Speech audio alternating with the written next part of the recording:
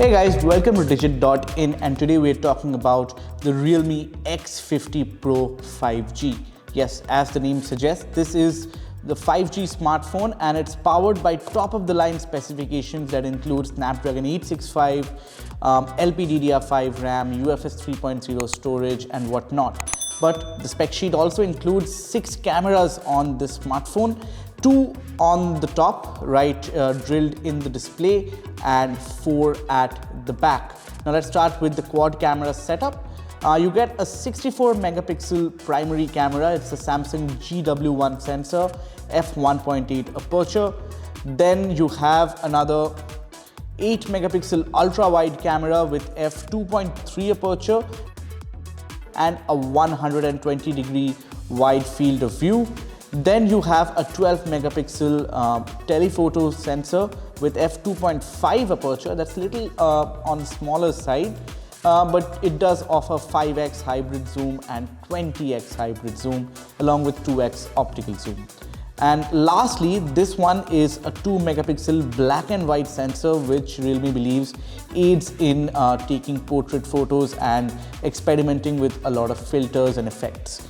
So that is basically what the camera hardware is on the Realme X50. We took the smartphone out for a round of shooting, and before we begin, let me quickly tell you that this one, the X50 Pro that is shipped to us for review, is not running the final build of the software. At least that is what we think, because the camera performance on this one is a little erratic, is a little inconsistent, and it's not what we have seen with previous Realme phones before. So keep that in mind watching this video. But having said that, Realme also pushed out an update last night before we were supposed to record this video, and so I'm very excited again to take this camera out for a spin to see if there's any change in the camera quality. With that out of the way, let's dive deep into the camera samples and see just how well this camera performs. So as you can see in the gallery, I have shot quite a few photos experimenting with all the modes that the smartphone offers. Speaking of the modes, the camera app has changed around a bit.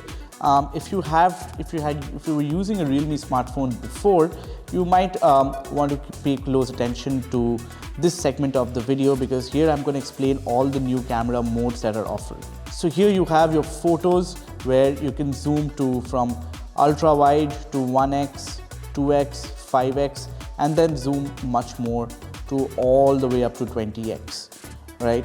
Now we're going to discuss how the photos look like at 20x, but before that, let me quickly take you a little more through the modes. Now here's video. Video has a new mode called Ultra Steady, and you can also turn on Ultra Steady Max from this. Then you have your night mode. Night mode now works with all the 4 camera modes, including the wide angle, 1x and 2x all the way up to 5x, and you can also zoom up to 20x in the night mode itself, which is extremely good, but I am still wary of how well the results are going to be like in that when you zoom that far. Then you have your portrait mode. That portrait mode works with both 1x and 2x zoom. You have a lot of filters to use, and you have a beautifying option out here. Now you can also switch it around, control the amount of bokeh or the blurring you want in your photos. By default, it's set at 60%, so which should suffice in most cases. Then we have the 64 MP mode. Good thing about this mode is that the AI scene recognition works even when you are in the 64 MP mode. And then you have an ultra macro mode, which basically uses the ultra wide lens to let you go as close as up to 4 centimeters. Then you have your panorama, time lapse, and a slow-mo and an expert mode. So the expert mode is also pretty comprehensive. You can control your ISO, your shutter speed, focus, exposure, and white balance all at the same time. You can turn on raw photos, but do remember that these raw photos are 16 megapixel and not 64 megapixel. And then you can switch around with the lenses as well. So this is the Pro mode. So now that we have an idea of how what camera modes are there, let's quickly dive deep into our set of camera samples that we're going to show you. So the first set of sample is the ultra wide mode. Here is basically the view outside my window. This has been taken using the wide angle camera, and as you can see, while most of the buildings and everything are pretty sharp and well detailed, it's these foliage, the dense forestry area out here that has lost out on all the details and sharpness, and this one does ruin the photo a little bit when you zoom in. Now this one's taken with the regular 64 megapixel lens, and here the issues doesn't exist with the foliage. You can see it's pretty sharp, although the AI algorithm has been applied, so some of the sharpening has been done post-process. Otherwise, the buildings and everything are still pretty clear and sharp. So this is the 16 megapixel binned output from the 64 megapixel lens. This out here is the 2x optical with the 12 MP telephoto, and again you have good details in the optical zoom right here. As you can see, all the trees and leaves, the buildings, the poles, all of them are in good focus, and it's also a fast shutter. While I was clicking, I also noticed that it doesn't take much long to snap the photo, even if you are taking a 64 MP photo. Now this one's at 5x zoom. This is when the hybrid zoom kicks in with the telephoto lens. The resolution is still 12 megapixel, but here, as you can see, if you don't zoom, the photo looks pretty sharp. The moment you zoom in, the watercolor effect kicks in and you have smudge details. Similarly, with the 20x zoom, you have a lot of, you can make out that the edges are not at all sharp. The text is still readable or from all that far away. This is how far the hoarding was, and this is how close you can get with the 20x zoom, but then you also have to sacrifice the details. Now moving on, this is with the AI filter on, the AI scene recognition on, and immediately you can notice how the colors and everything pop out. This level of saturation, the level of contrast is much higher. Similarly with the ultra wide angle lens and with the AI filter turned on, the photos looked vastly different. And here's a quick comparison. You have this one with the AI filter turned off, taken from the ultra wide lens, same photo with the AI filter turned on, and it completely changes. It's much more dynamic, much more, this is something that I would immediately share on social media, while this one I would still go back and edit a little before sharing. Now let's take a look at another set of samples. We're gonna go indoors a little. So this is basically when there's strong backlight, and this is how the photos come out. The difference is basically where you tap your finger to focus and the details and everything adjust accordingly.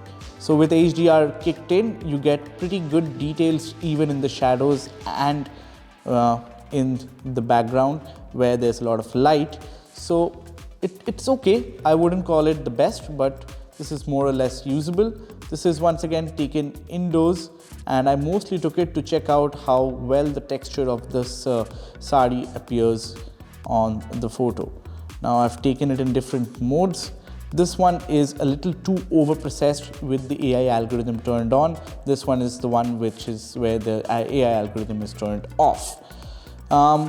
Moving on, you see different instances of the AI algorithm going into overdrive and somehow oversaturating and adding a lot more contrast that I would desire. Something that you can control, but it's on by default, so make sure you turn it off while you're shooting, if you don't want it, that is. Otherwise, you can still see that sunset photos and everything are pretty good. This is where the dynamic range is lacking a little, but you see if there's a blue sky and everything, the details come out pretty nice. Although this one, the white balance is far cooler than what I would have liked, but it's still looking nice. The details and sharpness are all there, and the fast shutter let me click everything in an instant. So I'm gonna go and show you guys a few close-up shots that I had taken, but before that, let's take a look at this one right here. This one is a good example of how well the camera can take out the details when there's a strong backlight once more, this time the blue sky in the background, and you have different colors of leaves, autumns, so your all yellow leaves everywhere you see. So this one's a good sample to test that out, and you can see the details are pretty good on this despite the tree being quite far away from where I was shooting. It was a little higher up. So here are daylight performance that we are talking about. In this case, good details. Once we shift to the next lens, this is from the ultra wide lens, where the details get smudged around the edges, but the center is still under good focus. Also, the highlight gets clipped a little. The blue sky is turning a little whiter, which isn't ideal, but sometimes is the case with these ultra wide lenses. So what I can see from these photos is that the color reproduction is pretty good. Like the 6.44-inch AMOLED display is quite capable of reproducing the colors at good length, but you see the difference between tapping in different areas out here. If I'm tapping here near the sky, you get the subject, which is the tree, out here darkening a little, but once you tap the tree itself, you see that the HDR kicks in, and while the blue sky remains the same, you have much more details around the shadows. Same with these. This is one shot that I particularly liked, especially with the change in white balance and everything. So this is something that the camera captured real well. Now it also captures 4K Ultra UHD videos, but only at 30 frames per second, which we're gonna play for you at the end.